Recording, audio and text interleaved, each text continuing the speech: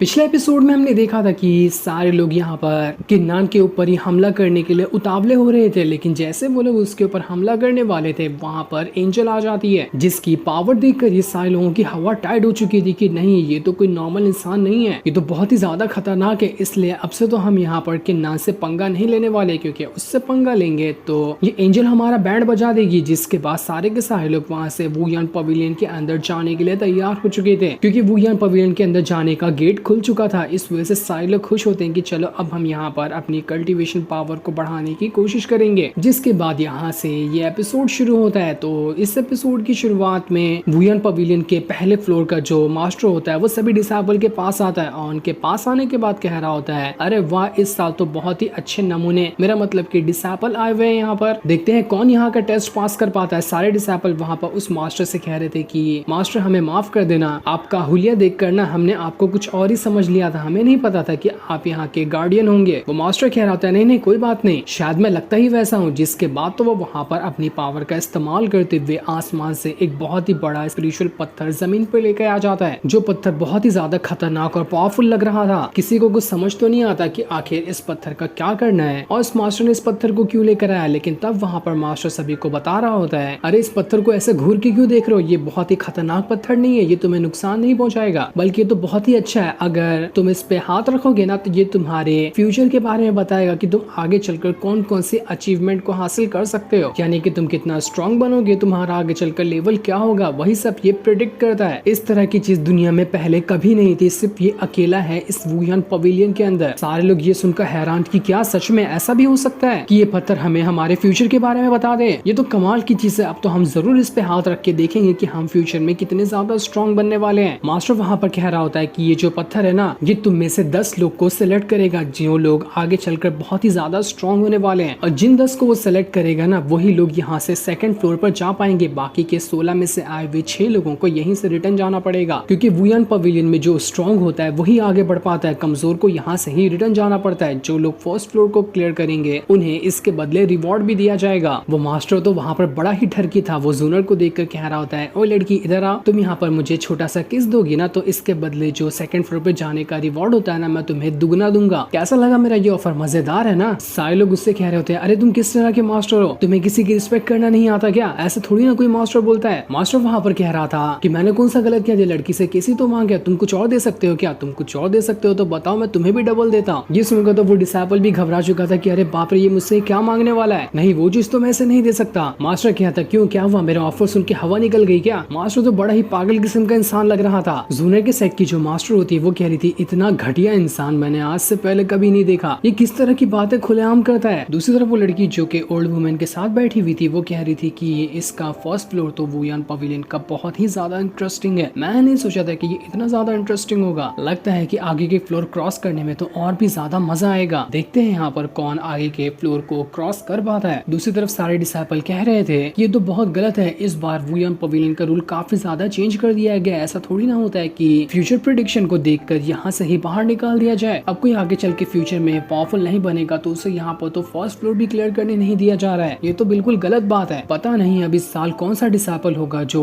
वुयान pavilion के top floor तक के जा पाएगा। ऐसा तो लग ही नहीं रहा कि कोई भी यहाँ पर टॉप फ्लोर पर जा सकता है, सभी यहाँ पर पहले ही बाहर चले जाने वाले हैं। लेकिन फिजिसेक का जो मास्टर था वो कह रहा था कि तुम लोगों को टेंशन लेने की जरूरत नहीं है, ये तो पहले से ही कंफर्म है कि हमारे फिजिसेक से ही कोई होगा जो टॉप फ्लोर पर जाने वाला है, उनके अलावा यहाँ पर किसी की भी औकात नहीं कि जो टॉप फ्लोर को रीच कर सके। उसका देखा देखी अब बाकी सारे जो वहाँ पर मास्टर वगैरह थे अपने अपने सेट के, वो लोग कहने लगते कि नहीं, हमारे वाले जाने वाले टॉप फ्लोर पे, शर्त लगाने तो लगा लो कि हमारे ही डिसेबल इस साल वुयान पवेलियन के टॉप फ्लोर को रीच करेंगे। सभी लोग कह रहे थे कि अगर इस साल जिस भी सेट के डिसेबल ने टॉप फ्लोर को रीच नहीं किया उनकी तो बड़ी बेइज्जती होने वाली है, उनकी रैंकिंग भी इस सिटी में आगे पीछे हो सकती है। जो सेट टॉप फ्लोर पर नहीं जा पाएगा उस सेट की रैंकिंग इस पूरी सिटी में सबसे लो कर दी जाएगी, और जिस सेट के डिसेबल टॉप फ्लोर पे पहुंच जाएंगे उस सेट की रैंकिंग तो बहुत ही ज्यादा हाई होने वाली है। एंजल को तो यहाँ पर इनकी कोई बातों से कोई फर्क नहीं पड़ रहा था, वो आराम से लकड़ी के ऊपर सो रही होती है, वो भी जोर जोर से खराटे मारते हुए। जिसके बाद वो गार्डियन वाला मास्टर कहता, चलो चलो जल्दी से लाइन लगा के इस पत्थर पे हाथ रखो, ज्यादा टाइम नहीं है यहाँ पर। इसलिए सबसे पहले एक लड़की वहाँ पर आती है ताकि वो टेस्ट कर सके कि उसका फ्यूचर प्रेडिक्शन क्या होने वाला है। वो मास्टर उस लड़की से भी कहता है कि तुम्हारे पास भी डबल चांस वाला ऑफर है, किस दोगी तो डबल रिवॉर्ड मिलेंगे, तुम तो मेरा ये वाला ऑफर एक्सेप्ट कर लो। लेकिन वो लड़की भी उसका ऑफर सिलेक्ट नहीं नहीं करती और उस पत्थर के ऊपर हाथ रख देती है, जिस वजह से तो पत्थर के अंदर से काफी सारी पावर बाहर निकलने लग गई थी। उस पावर को देखकर वो मास्टर जो होता है वो उस लड़की को बता रहा था कि अरे वाह बढ़िया है, ये तो कमाल की बात है, तुम ना आगे चलकर मार्शल किंग रैम को ब्रेक थ्रू करोगी, ये तो बहुत अच्छा है। इस खुशी के मौके पे तुम मुझे किस्मत देना, मैं ही तुम्हें कर देता हूँ, क्यों कैसा लगा ये ऑफर। लेकिन फिर भी वो जो लड़की होती है मास्टर को ऑफर छोड़कर वहाँ से भाग जाती है कि ये तो मेरे पीछे ही पड़ गया, इससे ठरकी मास्टर तो कोई नहीं होगा। मास्टर कहता आजकल के लोग काफी ज्यादा बदल गए, इतना अच्छा खासा डबल चांस का ऑफर मिल रहा था लेकिन तब भी ये लोग मानने को तैयार ही नहीं। अब लड़कों से मैं क्या लूं, वो लोग तो देने के लिए अपना तैयार ही नहीं है। लड़कियों का अच्छा ऑफर था लेकिन तब भी ये लोग मान नहीं रहे। इन लोगों को अपनी ही पैर पे कुल्हाड़ी मारने में लगता है ज्यादा मजा आता होगा। इसके बाद अब देखते ही देखते कुछ लड़के भी आते हैं जो सभी अपना पत्थर पे हाथ रखते हुए फ्यूचर प्रेडिक्शन जानने की कोशिश करते हैं। लड़कों को तो वो मास्टर जल्दी फटाफट भगा रहा था कि ये चल तेरा काम हो गया ना, अब निकल ले फटफट। तब एक लड़का आकर उस मास्टर से कह रहा होता है कि जेंडर से तो कोई फर्क नहीं पड़ता ना, क्या मैं ही आपको किस कर दूं, आप इसके बदले मुझे डबल वाला रिवॉर्ड देंगे। मास्टर कहता है छी भाग रहे तू यहाँ से, न जाने कहाँ से उठ के आ जाते हैं। अब वहाँ पर बारी आती है फैंग की, इसलिए वो भी उस पत्थर के पास आकर खड़ा हो चुका था। वो जैसे पत्थर के ऊपर हाथ रखता है वहाँ पर तो रेड कलर का ऑरा बाहर निकलने लग गया था, सबके में व्हाइट निकल रहा था, लेकिन पहली बार फैंग के हाथ रखने की वजह से रेड ऑरा बाहर निकल रहा होता है। किसी को वहाँ पर कुछ समझ नहीं आ रहा था कि आखिर यहाँ पर रेड ऑरा कैसे निकलने लग गया, क्या यहाँ पर फैंग आगे चलकर बहुत ज्यादा पावरफुल होने वाला है या फिर इसकी पावर ही नहीं रहेगी। लेकिन वो जो मास्टर था ये देखकर काफी ज्यादा हैरान रह चुका था कि अरे वाह रेड ऑरा बढ़िया, ये तो कमाल की बात है, तुम तो आगे चलकर बहुत ही ज्यादा स्ट्रॉन्ग बनने वाले हो, तुम तो आसानी के साथ इस टेस्ट को पास करते हो। लेकिन किन्नान को यहाँ पर कुछ ना कुछ गड़बड़ी लग रही थी। वो अपने वहाँ पर मार्शल स्पिरिट की पावर को एक्टिवेट करता है और उस पावर को एक्टिवेट करते हुए उस पत्थर को अच्छे से देखने की कोशिश करता है, जिस वजह से पता चलता है कि ये पत्थर तो खुद ही रेड ऑरा से मिलकर बना हुआ है। और ये रेड ऑरा कोई मामूली ऑरा नहीं बल्कि इविल पावर वाला ऑरा है। जरूर इस पत्थर से रिलेटेड कुछ न कुछ पहले जमाने में रिचुअल किए गए होंगे या फिर इविल पावर को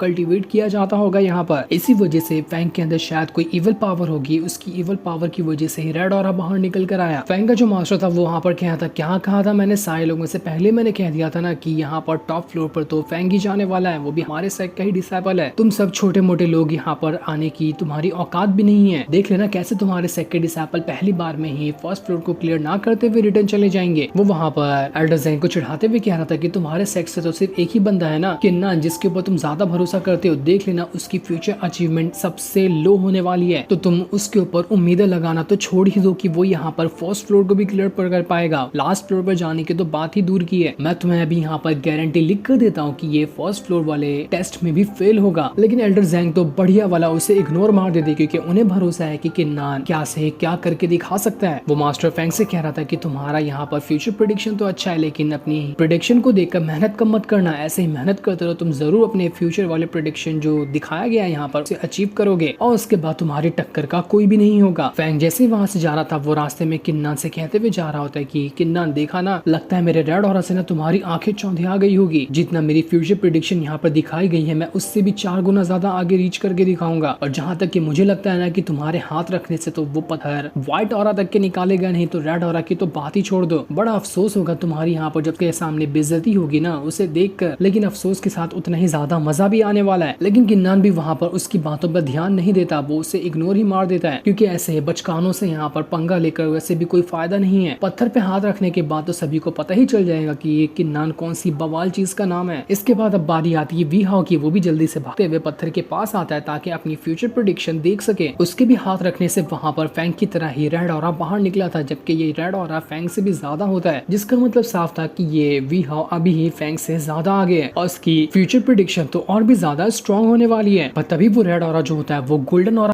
जिसका मतलब साफ था कि वी हाओ अब बहुत ही ज्यादा आगे चलकर स्ट्रॉन्ग बनेगा, फैंग से भी ज्यादा। सारे लोग ये चीज देखकर हैरान थे कि गोल्डन ऑरा फैंग की तो फटकर हाथ में आ गई होती है कि इसने तो सबके सामने मेरी बेइज्जती कर दी। मुझे लग रहा था कि सबसे आगे मैं ही होऊंगा, लेकिन ये तो मुझसे कितना ज्यादा आगे है। गोल्डन ऑरा का मतलब ये था कि आगे चलकर वी हाओ जो है वो मार्शल एम्परर रेल्म को भी ब्रेक थ्रू कर लेगा, जो कि बहुत ही ज्यादा स्ट्रॉन्ग होने वाला है। मास्टर वहाँ पर वी हाओ से कहा था, अरे मोटे पेट, तुम तो बड़ी कमाल की चीज निकले, तुम तो आगे चलकर बहुत ही ज्यादा स्ट्रॉन्ग होने वाले हो। मोटो का तुम दुनिया में नाम रोशन करोगे, मोटे भी बहुत ही ज्यादा स्ट्रॉन्ग पावरफुल कल्टीवेटर बनकर दिखा सकते हैं। वो लड़की ये चीज देखकर कह रही थी अब तो मुझे थोड़ा थोड़ा डाउट लग रहा है कि किन्नान टॉप फ्लोर पर जा पाएगा भी या फिर नहीं। ऐसा लग रहा है कि मुझे अब कुछ और ऑप्शन मिलने वाले हैं। किन्नान नहीं सही तो कोई और ही सही, कोई और ही जाकर टॉप फ्लोर पे रीच करेगा और वहाँ का सीक्रेट मुझे बता देगा। वीहाओ का मास्टर वहाँ पर फैंग के मास्टर से क्या था, क्या हुआ मेरे दोस्त, हवा निकल गई क्या? बहुत ही ज्यादा उछल रहे थे फैंग की पावर देखकर। लगता है ना कि अब तुम्हारी आंखें चौंधिया चुकी है वीहाओ का और गोल्डन वाला देख के। क्यों, सच कह रहा हूँ ना मैं, हवा निकल गई होगी तुम्हारी। वीहाओ यांग यूई के पास आता है, उससे कहता है देखा तुम्हारा बंदा कितना ज्यादा स्ट्रॉन्ग है, तुम्हें तो खुद पे गर्व करना चाहिए कि इतने स्ट्रॉन्ग बंदे के साथ तुम रह रही हो। क्यों, सच कह रहा हूँ ना मैं। उन दोनों को साथ में देखकर तो मास्टर को काफी ज्यादा गुस्सा आ रहा था कि यहाँ पर मुझे तो कोई कुछ नहीं दे रहा, लेकिन इस मोटे के साथ देखो कितनी अच्छी लड़की है। लानत है यार मेरी जिंदगी पे, मैं तो बिल्कुल टूट गया। वो सारा गुस्सा किन्नान और उसके दोस्तों पे उतारते हुए कहता है कि अबे तुम लोग दूर खड़े हो क्या कर रहे हो, इधर पत्थर पे नहीं आना तो जाओ ना यहाँ से रिटर्न ही, मेरा अच्छा खासा टाइम बर्बाद कर रहे हो खड़े खड़े यहाँ पर। यांग यूई किन्नान और उसके दोस्तों से कहती क्या हुआ, जुआन ने सेकंड डिसाइपल तो पत्थर पे हाथ रखने से पहले ही डर गए। लगता है इन लोगों को पहले से ही पता है कि ये फ्यूचर में जरकर कुछ भी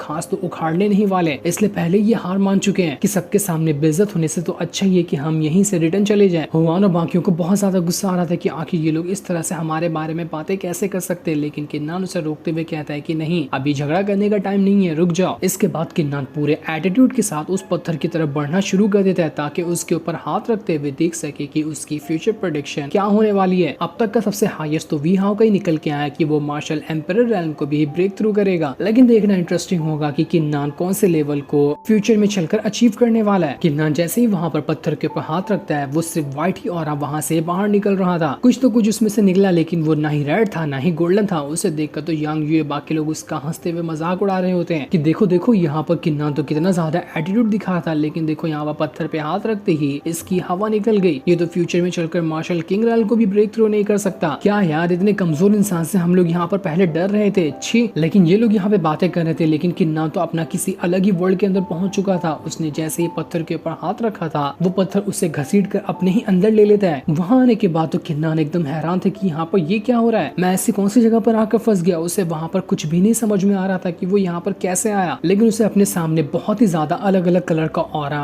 एक किसी तरह का फिगर बनाते हुए दिखाई देता है। उस फिगर के अंदर से कोई हंसते हुए किन्नान से कह रहा था कि अरे मैं बहुत टाइम से तुम्हारा इंतजार कर रहा था, आखिरकार तुम यहाँ पर आ ही गए। किन्नान बिल्कुल हैरान थे कि ये कौन सी चीज है और यहाँ पर ये किस बारे में बात कर रही है। इसके बाद आसपास का जितना भी ऑरा था वो सारा का सारा ऑरा उस फिगर के अंदर ही चले जाता है। उसका हुलिया थोड़ा थोड़ा किन्नान जैसा ही लग रहा था। किन्नान उससे कहता कौन हो तुम और यहाँ पर क्या कर रहे हो, मुझे सच सच बता। जिसके बाद वो जो एंटिटी होती है वो किन्नान की तरफ मुड़ते हुए कहती मैं कोई और नहीं बल्कि मैं तुम ही हूँ। किन्नान ये देखकर हैरान कि क्या मैं फ्यूचर में इस तरह का इविल बन जाऊंगा। और ये क्या चीज देख लिया मैंने अपनी आंखों से। जो सीन दिखाती ही ये एपिसोड यहीं पर एंड हो जाता है। Thanks for watching.